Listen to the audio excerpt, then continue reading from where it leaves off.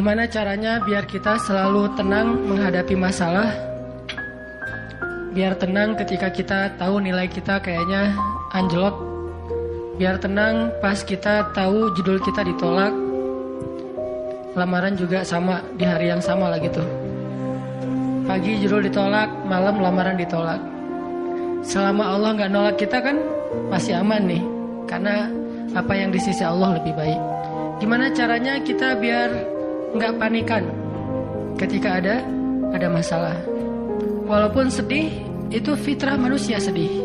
Cuman ada yang sedihnya wajar, ada yang sedihnya sampai berlarut-larut atau putus asa.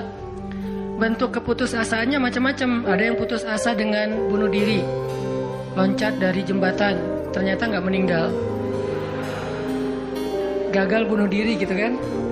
Ada yang putus asanya dengan cara ngelakuin perbuatan dosa kayak mencuri atau udahlah saya mah nggak mau peduli lagi dengan hal haram, yang penting saya ambil aja semua proyek gitu ya. Ini putus asa. Ada yang putus asa dengan nggak mau lagi bertaubat. Dia ngerasa aduh kayaknya saya nggak pernah nasuhan nih taubatnya, taubat ulangi lagi, taubat ulangi lagi. Kenapa kita berputus asa minta ampun ke Allah padahal Allah nggak pernah putus asa mengampuni kita? Kan aneh nih. Allah tuh nggak pernah putus asa ngampuni kita, nggak pernah bosan menerima taubat kita. Allah nggak pernah bilang lo datang ntar pasti besok buat lagi, enggak. Padahal Allah maha tahu kita mungkin besok masih ngelakuin dosa yang sama. Asal kita datang, Allah langsung terima.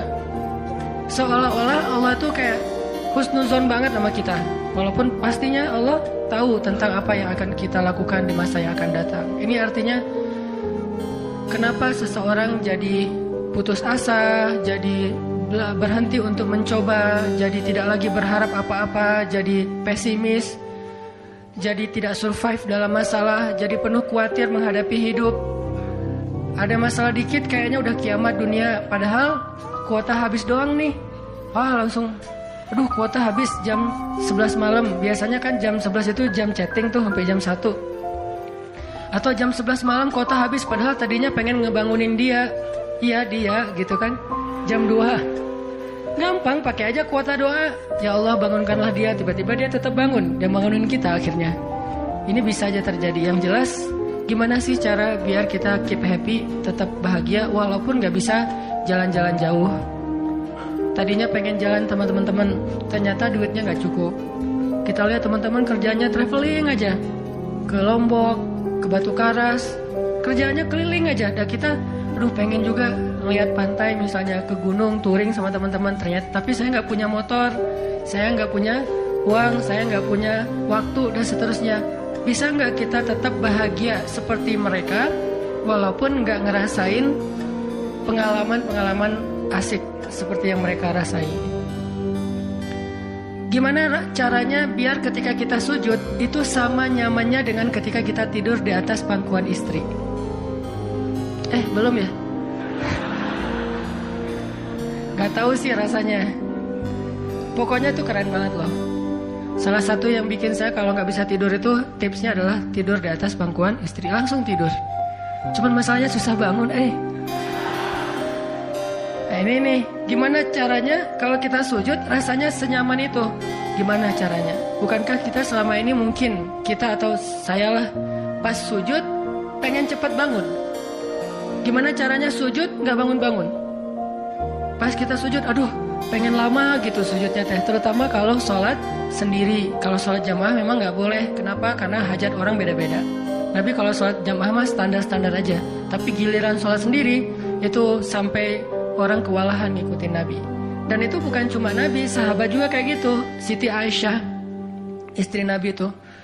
Siti Aisyah itu pernah sholat duha kurang lebih 4 jam. Itu cuma baca 1 ayat doang loh. Famanallahu alaina wa waqana adzabas samum. Dia baca sendiri, agak keras karena dia di dalam rumah sendiri. Lewat seorang sahabat lewatin rumah Aisyah mau ke pasar, mendengar Aisyah lagi sholat. Famanallahu alaina wa waqana adzabas samum. Nangis. Akhirnya sahabat ini pergi ke pasar.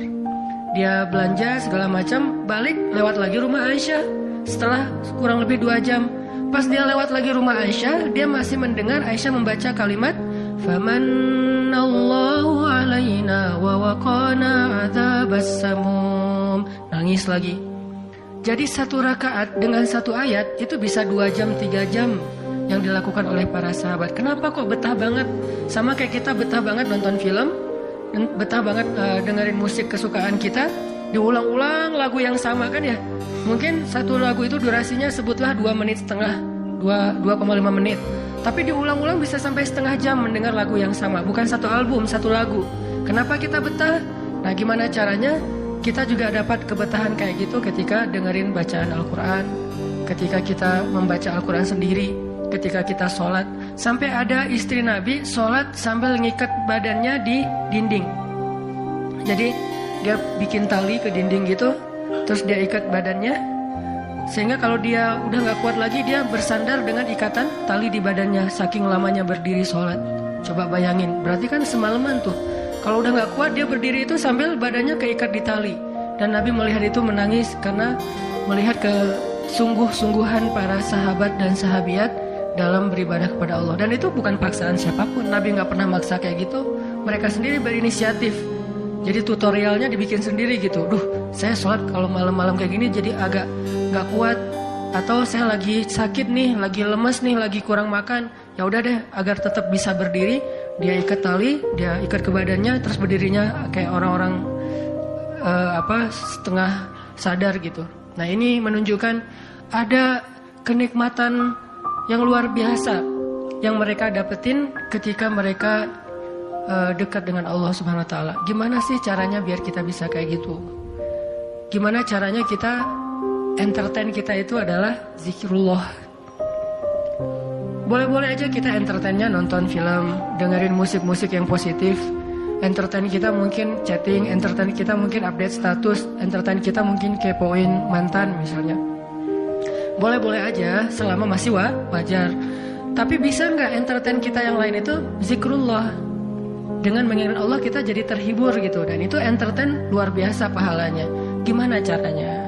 Ini yang kita pengen belajar malam ini, sehingga kita bisa tetap happy walaupun dalam keadaan tadi akhir bulan, dalam keadaan habis diputusin, dalam keadaan ditolak, dalam keadaan bingung, galau, segala macam, termasuk habis pulsa. Tetap bisa happy. Pas telepon, pulsa Anda tidak mencukupi, Masya Allah gitu. Senyum gitu ya. Bukan, kemana nih, apa, panik. Biasa aja. Nah, ini kita perlu belajar. Saya juga merasa butuh mempelajari lagi gimana caranya biar bisa ngerasain itu. Dan nasihatnya bukan dari saya, karena saya juga masih belajar, belum istiqomah amat nih. Tapi nasihatnya dari para ulama yang diambil dari ayat Al-Quran dan hadis-hadis Rasulullah SAW. Nah, sebelumnya coba kita perhatiin dulu kisah tentang ketenangan dengan mengingat Allah tuh kayak gimana. Salah satunya ada di surat At-Taubah yang terkenal. A'udzu billahi minasy syaithanir rajim. Illa tansuruhu faqad nasarahu Allah.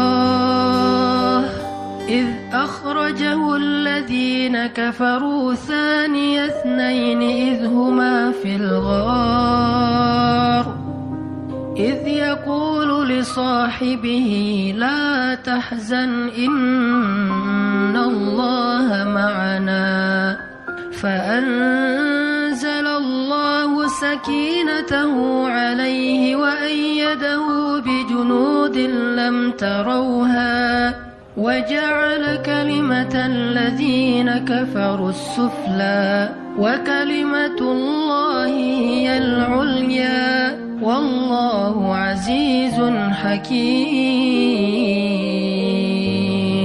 Kalau kalian tidak menolongnya, maka sungguh Allah akan menolongnya. Seperti ketika orang-orang kafir mengeluarkan dia dari kota Mekah pada saat dia menjadi salah satu di antara 2 orang yang berdiam di dalam gua, yaitu Gua Thur.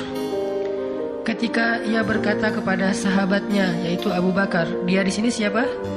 Rasulullah SAW ketika dia berkata kepada sahabatnya, la tahzan innallaha ma'ana, janganlah kamu khawatir, bersedih, takut, itu sama, sesungguhnya Allah bersama kita.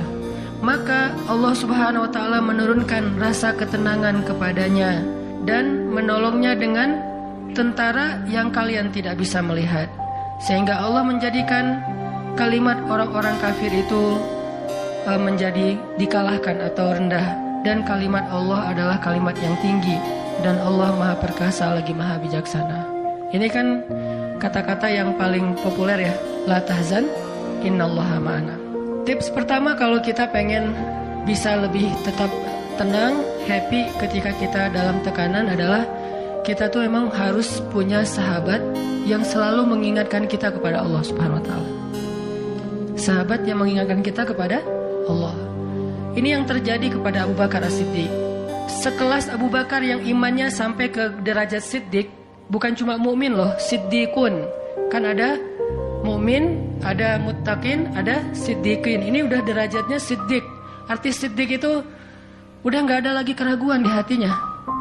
Udah nggak ada lagi masalah sedikit pun. Ketika orang-orang ragu, Abu Bakar tetap yakin. Salah satu kasusnya pas Nabi pulang Isra Mi'raj. Nabi bilang bahwa saya baru pulang dari Palestina dan baru naik ke langit semalam. Diberitakan ini kepada orang-orang kafir Quraisy, tapi orang-orang kafir Quraisy nggak percaya. Lalu ketika para sahabat-sahabat lain mendengar, mereka kayak ragu-ragu gitu, bener nggak ya, bener nggak ya? Lalu ketika ditanya kepada Abu Bakar, ya Abu Bakar, lihat tuh teman kamu makin gila aja. Emangnya kenapa, kata Abu Bakar? Dia ngaku-ngaku baru pulang dari dari Palestina. Dia ngaku-ngaku baru pulang dari langit. Katanya Isra dan Mi'raj semalaman, dalam waktu 1 malam. Lalu Abu Bakar bertanya, siapa yang bicara kayak gitu? Dia atau kalian? Kata mereka, Muhammad yang ngomong kayak gitu langsung kepada kami. Kata Abu Bakar, kalau Muhammad yang ngomong kayak gitu, maka benar. Dia nggak mau tanya gimana caranya, berapa lama waktunya, kapan, siapa yang membawa dia. Nggak nanya apapun. Kalau Muhammad yang ngomong, maka itu benar. Ini artinya siddiq, nggak banyak tanya, percaya banget. Kalau ayatnya kayak gitu, udah cukup. Kalau hadisnya kayak gitu, udah cukup. Kalau kata ulama kayak gitu, saya ikut. Nggak ada kenapa kayak gini dan seterusnya, nggak. Ini menunjukkan Abu Bakar itu orang yang sangat luar biasa imannya. Tapi dia tetap manusia. Gimana pun imannya udah kuat, mantap, siddiq, ketika ada masalah, sifat dasar manusia itu keluar lagi, yaitu khauf, rasa khawatir, takut. Dan yang luar biasa, khawatir dan takutnya Abu Bakar itu bukan untuk keselamatan diri beliau. Abu Bakar itu khawatir terhadap keselamatan Rasulullah SAW. Jadi bukan keselamatan Abu Bakar. Kalau kita mungkin khawatir terhadap keselamatan diri sendiri nih. Kalau Abu Bakar derajatnya khawatir terhadap, gimana ya Rasul, kalau mereka ngelihat ke bawah, ke kakinya, pasti kita akan ketahuan. Karena mereka sembunyi di sebuah lubang, nggak gua sih, kecil, lubang di bukit Jabal Thur. Dan orang-orang kafir Quraisy sudah datang ke lubang itu, berdiri tepat di pintu gua. Kalau mereka ngelihat ke bawah, udah ketahuan tuh, kelihatan Rasulullah sama Abu Bakar. Sehingga Abu Bakar berkata, ya Rasulullah, kalau mereka ngelihat kita sedikit aja ke bawah kaki mereka akan menemukan kita. Gimana ini ya Rasul? Saya khawatir terhadap keselamatanmu. Apa kata Nabi? Ya Abu Bakar, ma dhannuka bisnain Allahu salisuhuma. Wahai Abu Bakar, kenapa kamu pikir kita cuma berdua? Allah yang ketiga di antara kita. Baru la tahzan innallaha ma'ana. Jangan khawatir, Allah bersama kita. Kata-kata ini kalau diucapkan oleh orang solih pada waktu yang tepat ketika kita ngalamin satu masalah besar, itu akan luar biasa memberikan efek ketenangan buat kita. Tapi waktu yang tepat. Kalau normal-normal aja kayaknya agak kurang ngaruh nih. Makanya kata-kata kayak gini itu timingnya tuh harus pas. Dan yang mengatakan orang yang memang punya aura kesolehan yang luar biasa. Sekelas Rasulullah kurang apa? Itulah sebabnya kenapa kita harus punya banyak, atau setidaknya kita punya seorang sahabat, seorang teman yang solih, yang sering mengingatkan kita. Minimal istri. Kenapa? Karena kalau kita galau dalam urusan kerjaan, nanti pas kita pulang ke rumah, yang akan bilang la tahzan innallaha ma'ana adalah pasangan kita. dengan nada yang lembut, dengan senyum yang khas, dengan dekapan yang mungkin penuh kasih sayang, itu benar-benar bisa bikin kita tenang. Gak tahu tenang karena kata-katanya atau dekapannya nih, nggak. Saya juga bingung. Dua-duanya kali ya. Dia bilang, la tahzan ya azizi. Panggilan buat suami bahasa Arabnya yang lembut tuh azizi. Bukan al-aziz ya. Al-aziz mah nama orang. La tahzan ya azizi atau ya habibi atau ya albi. Albi itu artinya jantungku. Jangan dipakai deh, biar saya aja yang pakai itu. La tahzan. Jadi misalnya kayak suami galau tentang kerjaan. Mah, papa lagi galau nih. Kenapa, Pak? Di kantor itu kemarin kita ada tawaran proyek. Cuman proyeknya kayaknya cara untuk ngedapetin proyek itu cara-caranya tuh agak-agak kurang baik gitu. Ada suap segala macam. Tapi itu proyeknya untung besar loh, Mah. Nah, kalau kita nggak suap, kita nggak akan dapat proyek itu. Ini gimana nih, Mah? Diambil nggak? Kan galau nih, udah istikharah belum mantap nih hatinya. Istrinya yang bilang, Papa, Allah yang kasih kita rezeki. Kalau Papa ninggalin sesuatu karena Allah, Allah akan ganti dengan yang lebih baik.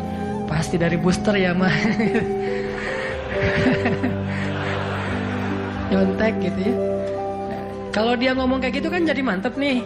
Kayak saya juga pernah ngerasain lagi kayak sedih gitu, lagi galau karena satu urusan. Istri mengatakan, udah serahin aja sama Allah. Kan jadi mantap kan hatinya. Hal-hal yang kayak gini nih, kalau belum punya pasangan, temen. Sehingga Nabi mengatakan, almar'u ala dini khalilih. Seseorang itu bergantung loh kepada tingkat kesolehan temennya. Kalau temennya soleh, insya Allah dia akan terjaga oleh teman itu ketika dinasihati, diingatkan. Saya aja ngerasa banget yang kayak